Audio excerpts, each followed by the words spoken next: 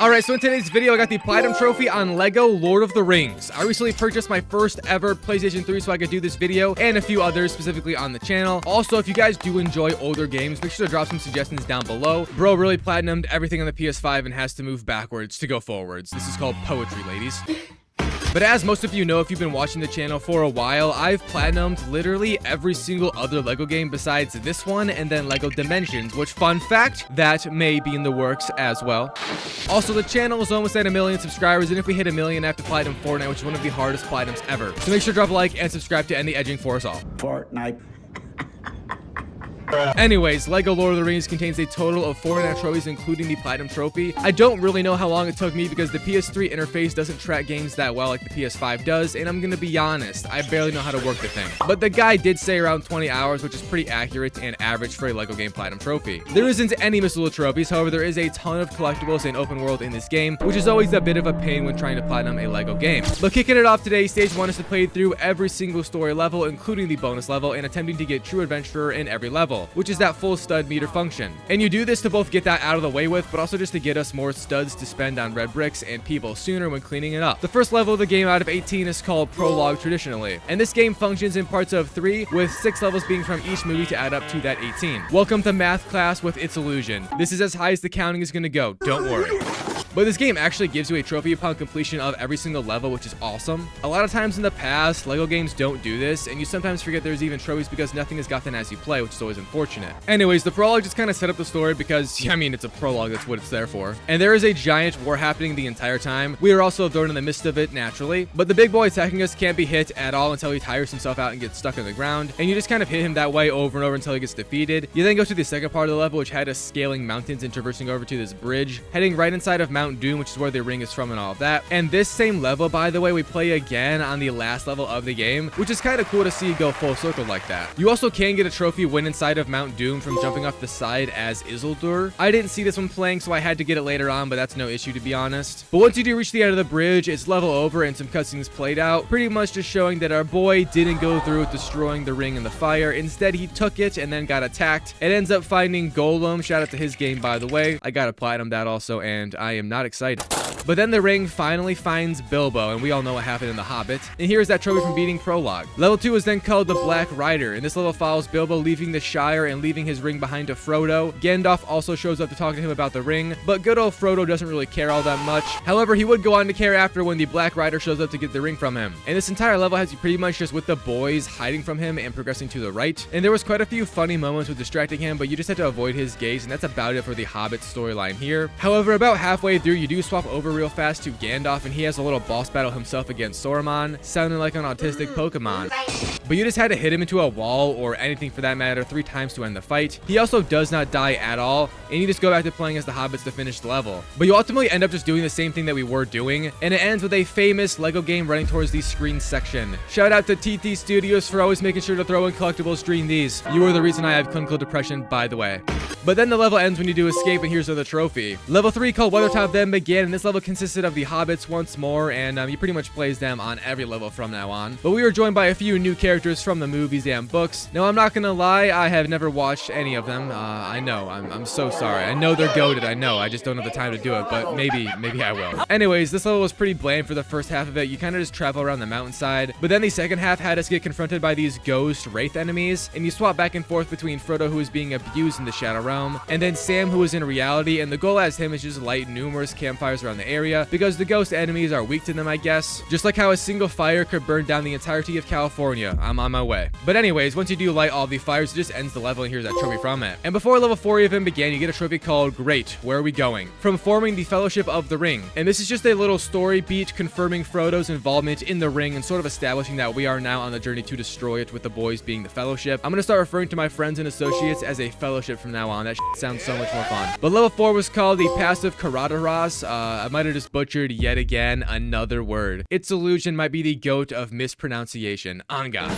But the level had us in the snow for the first half of it, and it was kind of annoying just because the tiny characters can't go through snow and you have to carry people for the most part of it, which was annoying, as I said. But the second half had us trying to open this enclosed door, and once you do, it begins a giant boss fight against a huge octopus. At first, you just fight it like any other boss, letting it get tired and then hitting it. But to finish the guy off, you have to use a few character abilities on it, and it actually goes down fairly easy, finishing the level and another trophy popped. I then began a level called the Mines of Maria, one of the longer levels in the game and also the only level in the game that has a trophy from speedrunning it, called We Cannot Linger, from finishing it in 15 minutes or less. Now, I did not do that because I am slow, both like actually, but also in this game. Anyways, it took place in the mines, obviously. At first, you just get bombarded by enemies and trolls, but then after winning all of that, you end up deeper in the mines and you get swarmed by enemies ever more than before. Huge shout out to Gandalf for protecting all of us. May his nuts still work, and God bless.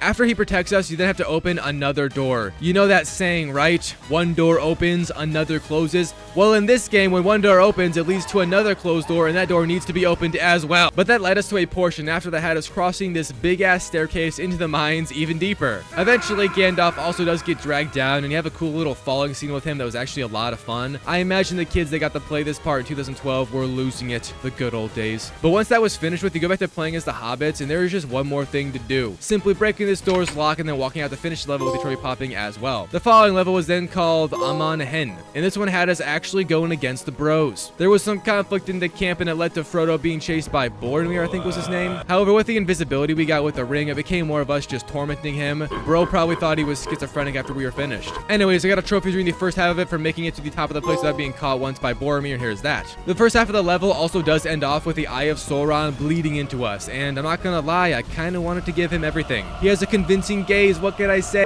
But the second half of the level had us playing as the other people we were with, and it was kind of bland at first, but it ends off with a big combat portion against enemy orcs. You also get to do a boss fight against their leader, which was a tad challenging, but then it just ends after you defeat him and the trophy pops after once more. Taming Golem was up next, and this level's fun part was actually just the first half with Gandalf climbing a snowy tower, and then jerking off a fire dragon that he has been having an affair with for the entire game. And I say this is the only fun part because the rest of the level has you literally, and I'm not lying, just gather fish for Golem and that's it. You do end up harassing him at the end, but still, fish were involved, and I'm not about to be involved in all this fishy business. But yeah, here's that level's trophy afterwards. With that level's conclusion, however, you gain Golem as a somewhat playable character, and the next level, called the Dead Marshes, had us follow him through the marsh or swamp, and this level is probably my least favorite in the game, mostly just because you can fall off the path into the water extremely easy, and you will a lot. It just has zero traversability, and it made me enraged quite often, I'm not gonna lie. But you pretty much just have to put out these fires the entire time to go further through the marsh. That is before a dragon comes down to tickle our rectums, and it's actually easy to avoid him because we can be invisible, so W Ring of Power. After that section though, there was then one more final part, and it swapped over to us playing in this war to kind of give us a sense of what's happening outside of the adventure of Frodo and friends. But this part was annoying as hell because climbing these giant elephants is more challenging than getting a girlfriend in 2025. Results may vary. Oh my god! But once you do climb them both and take them out, the level ends with another trophy popping. Next up was a level called Track Hobbits, which legit is what you do in the beginning of it. Track them hobbits. That sounds kind of racist, but it's fine. We aren't in Middle Earth. Anyways, you then play as the hobbits for a little bit, not really doing much. But then the last part had us control giant tree people. No clue why, but this happens a few times in the story, and it's honestly a lot of fun. I love just completely dominating everyone in my nearby vicinity. It's a great time. And you also do end off the level playing as them, so that's a W, and here's that trophy. Next was a level called Warg Attack, and I'm not gonna lie, this level confused the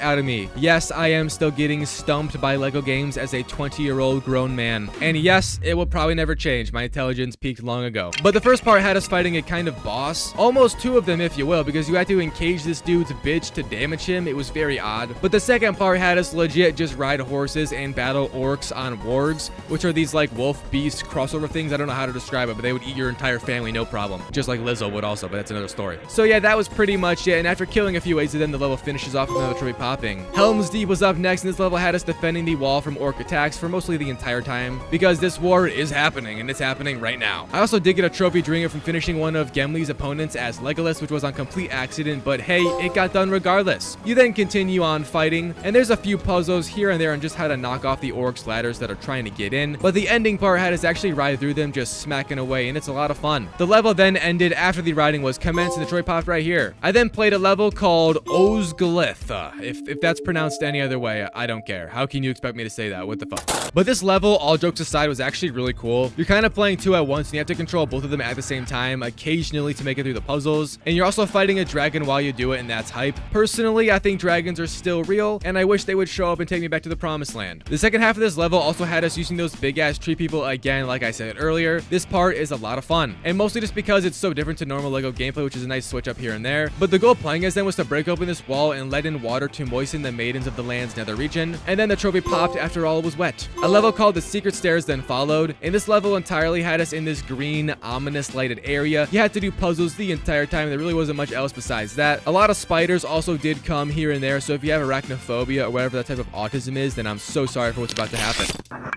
But yeah, here's that trophy after the level ended. And the next level was then called Surith Ungul. And it for some reason had a spider boss fight that should have been in the previous level happen in its intro part. Kind of odd, but it's alright because I love killing spiders. Them with everything. But then the real part of the level occurred, and the entire goal of it was to get these pieces of armor from the orcs on the top of the screen so we could pass a customs check like we're in the fucking airport. And doing this was actually surprisingly fun just because of how hilarious getting the armor pieces was from the orcs. And I love LEGO games, man, I can't lie. So here's that trophy after doing the armor collecting and all of that. Next up, I played the level Paths of the Dead. And this level is, in my opinion, the most confusing of the game. Only because the puzzles in it were very non-obvious, and I also forgot a few mechanics at this point because I was playing this game here and there while doing other stuff on the channel, so that wasn't a great idea in hindsight, and it led to me getting lost and stuck on this level for quite some time. After all the puzzle jerking though, you do have an ending fight, and it's actually vibes. The fight was also very simple, so I can't complain. We got to put on a show for the undead, if you will, and this is exactly how it felt like when I dated that one depressed chick last year. But anyways, here's that trophy pop. And the level after was then called the Battle of Pelennor Fields, and this was another big war-based level. You do the typical ride through enemy lines gameplay. We fought a dragon, but he was kind of washed, I'm not gonna lie. It's no wonder they went extinct. And it then ends off with yet again us battling elephants once more. I don't know what the Lord of the Rings creator and game developers have against elephants, but damn dude, I get it. I absolutely hate this game's climbing mechanics. They're just extremely unforgiving. It's ridiculous. I did get a trophy, however, from defeating one of them for real this time, which is cool, I guess. I'm pretty sure that's illegal, but it's fine. But once finishing the level, the trophy pops so I can wash away my sorrows with that. And I was almost at the ending of the game by now with only 2 levels remaining, with the first of 2 being called the Black Gate. And this was again a big war level. If you can't tell, this is a trend with the game's ending. But we didn't fight any elephants this time, just dragons and trolls, a much easier fight, unironically. The level is also very short and not much happened aside from, you know, what I just said, fighting dragons and trolls. Upon finishing it, this trophy popped. And that led us into the finale, level 18,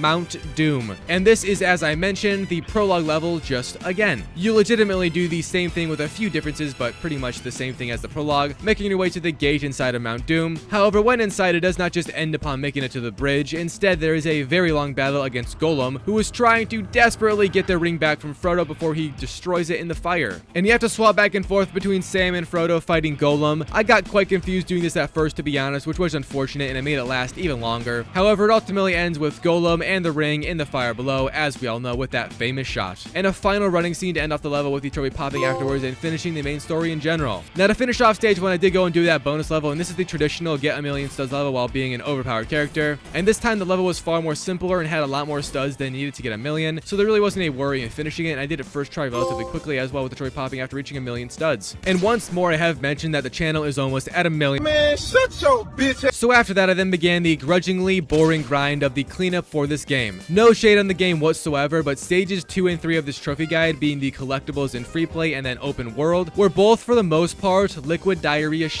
And I want to say once more, to make it clear and to not enrage you that love this game, I personally do think it is an amazing game. It's a lot of fun, but getting everything inside of it 100% completed is ass. It sucks, and it was very boring. And without abusing my Spotify premium subscription, yeah, I got motion like that. Ladies, hit the DMs.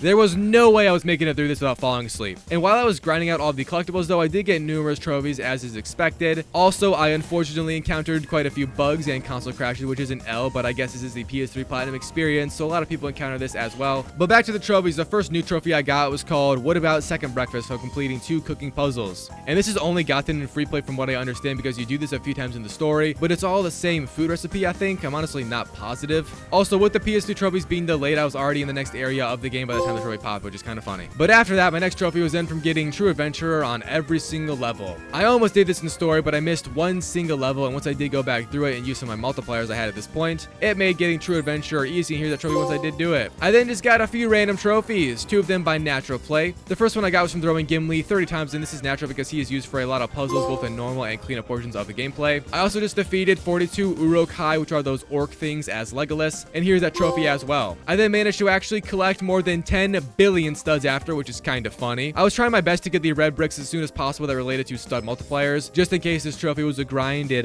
turned out to not be, because you get a 3,000 plus multiplier, so yeah, GG's, here's that. And the way the trophies in this game work, I sort of got up to 100% completion, or at least nearly there, and then they all just kind of started popping, which is why I said this was so boring, because you basically get nothing for hours until you get everything. Investing is what I like to call it. But my next trophy was from crafting the fire and ice bows, and I did this on complete accident when just forging blueprints. I also just walked into Mordor, which the trophy was called One Does Not Simply. However, I did just simply walk in Mordor, so take that, bitch. Anyways, I was then nearing my 100% completion, as I said, and I got a spur of those trophies. First being the all red bricks trophy, then completing all of the fetch quests, which are actually very easy in this if you do free play before open world. And then I got the all mithril bricks trophy, followed with crafting all the mithril items. The two go hand in hand, kind of. And that led me to unlock all of the characters as well, with 100% completion trophy popping right after when the game synced with it a few seconds after. So that's basically every single stage done with, and all that is left is stage 4, the miscellaneous trophies stage. This is just every trophy that is classified as random, because most are quite random, to be honest, but a handful of them are jokes or references, and you love to see it. And I first just got a trophy from defeating Golem as Golem, very simple and can be done with just playing as him in free roam. I then traveled to a location called Isengard with every playable hobbit. This place is just a very hostile area in the lower left corner of the map, and here's that trophy pop. I then equipped the mushroom crown on Aragon, and he's looking drippy as hell. I traveled to Trollshaws as Bilbo, which is a reference to the Hobbit movie and game. Goated title, by the way, but here's that trophy. I then also dressed up Bilbo in full treasure items, and he's looking like how Domino's pizza tastes. And that is a shot. That shit is ass. I also used this potion thing on Pippin, which made his head absolutely massive. You know what else is massive? Anyways, I then farmed out 20 perfect fishing, which I didn't already have because I thought that it didn't matter when you press the button, and it indeed does, so yeah, that's great. I turned an enemy into a skeleton with the skeleton sword, and then I made him dance with a potion thing once more, which was very funny. And I actually got a trophy after, which wasn't on the guide, but it was from unlocking all the map stones in the game. And these are just done by fast traveling to them because, you know, you can't do that, but then interacting with the thing afterwards, which is usually not done because I didn't even know you could do that for most of my playthrough. But my last 3 trophies in the game were all back inside of levels and did take some actual effort. I first farmed out the 2 trophies from co-op. Well, only one is actually from co-op, being just from completing a level in co-op, but the other one I did still do inside of co-op, and it was just from jumping off of that bridge in the prologue level and into the fire down below, which is that trophy that I mentioned right in the beginning of the video. And yeah, I just had to buy another PS3 controller to do this. Shout out Amazon, 2-day shipping on that one. And once I did reach the end, I then plugged it in and played out the level, jumped into the fire once reaching it, and that trophy popped, and then I just walked towards and finished the level off with that other trophy popping as well. So my last trophy in the game was then that trophy called We Cannot Linger, from completing Mines of Moria in under 15 minutes. Now in the guide, they mentioned a little trick to do this without worrying about the time, and it's to just make it to the final save checkpoint, save at it, then exit the level without saving, and then you go back into the level and then finish it out. There was some mentions of it not working anymore, but I tested it, and it does indeed still work. So here's that trophy pop and the platinum trophy pop on Lego Lord of the Rings. So that was the Lego Lord of the Rings platinum trophy experience. This was my very first time ever using a PS3, owning one, all the above, and I honestly had a complete blast. The trophy functions aren't as smooth on the PS3 compared to the PS5. Really nothing is, to be honest, but it's still really cool and nostalgic to see how far we've come from the PS3 to the PS5, and it really hasn't been that much time, to be honest. It's crazy the changes and improvements, and you love to see it. But yeah, that's all. Thanks for watching once more, boys and girls, and I'll see you all in the next.